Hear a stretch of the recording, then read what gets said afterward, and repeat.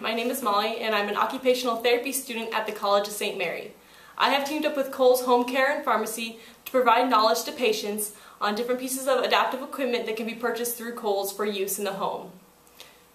I will be covering mobility equipment, some bathing equipment, and a few pieces of dressing equipment. Just follow the links below to find more information on the equipment you have purchased.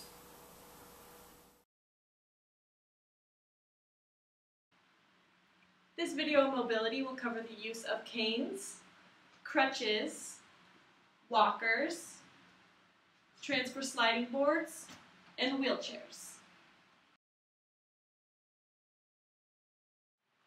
Now, canes provide the least amount of assistance, but are still very useful.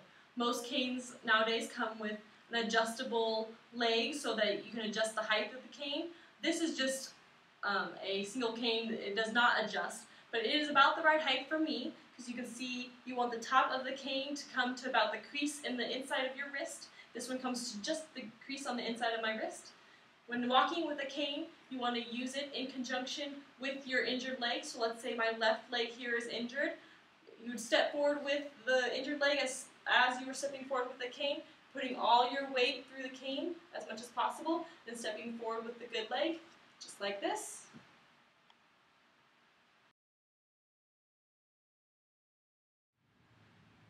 The next piece of mobility equipment we are going to talk about is crutches.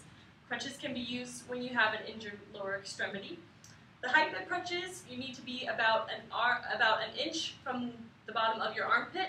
So it's not, if you rest a lot on your armpits on these crutches, it could cause nerve damage and numbness and tingling in those arms, and you don't want that. The handlebars on the crutches want to be about hip length so that you can put as much weight through them as possible. We're going to say again that my left leg is my injured leg. So when walking with crutches, you want to put the crutches out in front of you about a step's width apart. So you step with the crutches, my injured leg is up, step, and then your good leg, about a step's length in front of me, on my good leg. And notice I'm putting most of my weight through my arms when bringing my body forward.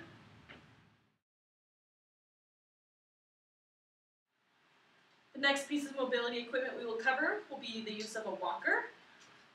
Walkers are good again for lower extremity injuries, but you have to have a lot of upper extremity strength. Proper height for a walker, you want the top of the handles of the walker to come to the wrinkle on the inside of your wrist. So when my hands are flat by my side, it comes to the inside of my wrist. Now when walking with a walker, you want to put the majority of your weight through the walker for support. We were going to say again that my left leg is my injured leg. So when using a walker, you put the walker about a step's length in front of you.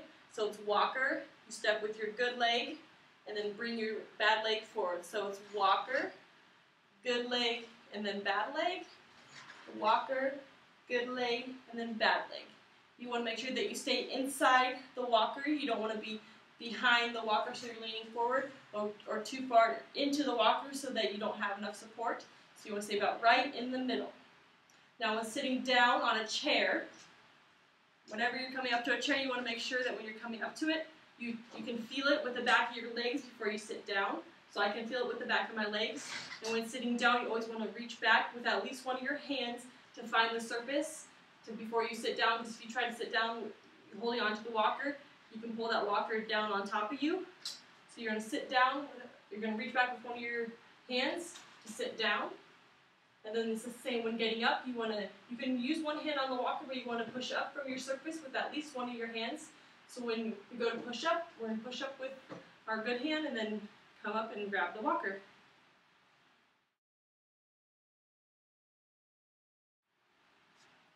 This is more of a traditional walker with 2 wheels, but you can now get walkers that have 4 wheels on them.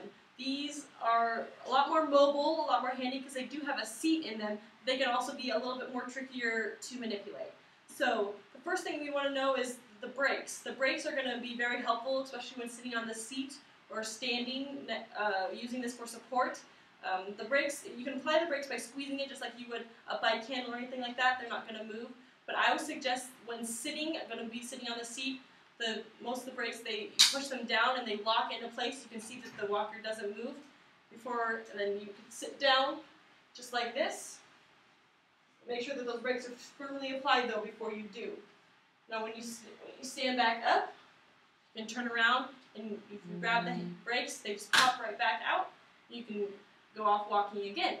Now we use the same cadence as we did with the traditional walker. It's walker, good leg, bad leg, walker, good leg, bad leg. You have to be careful with these. These are usually used for patients who are more independent. They move a lot easier, move a lot more freely. So if you're needing a lot of assistance, I would choose a traditional walker. It provides more stability, where this provides more mobility.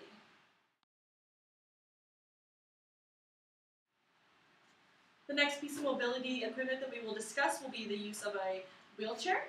Wheelchairs can either be caregiver propelled, like if I was standing back here, I'd use the handlebars to propel a patient, or ones with bigger wheels on the back can be propelled by the patient themselves using their hands. One thing to remember when propelling anyone in a wheelchair is the length of the leg rest. You don't want the patient's legs to be too extended too far out or extended too far up. So you want to make sure that their knee is about a 90-degree angle so it's nice and comfortable. Also, when anyone is standing up or sitting down from a wheelchair, you want to make sure that the brakes are firmly applied so that the wheelchair doesn't move on them. Most brakes are usually on the front of wheelchairs, but this one has it on the back wheel, which serves the same purpose. But when you put the brakes on, you want to make sure you can hear it click or latch into place to make sure that the wheelchair isn't going to move on you.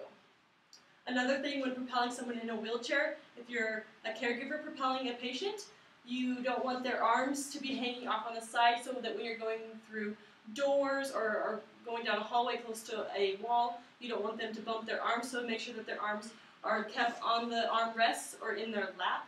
You don't want them dangling outside.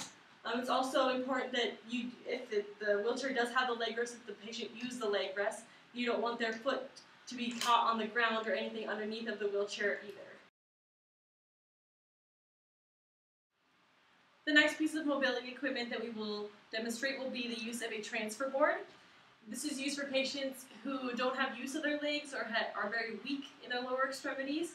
When using a transfer board, you always want to use a towel or a mat of some sort.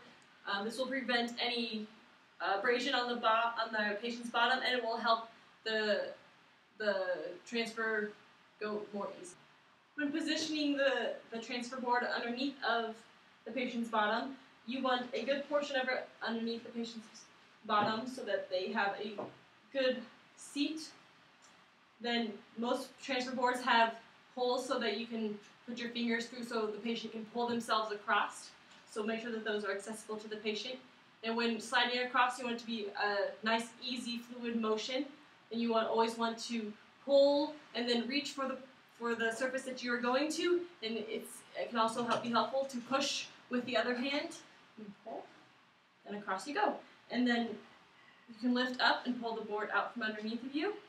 And there you go.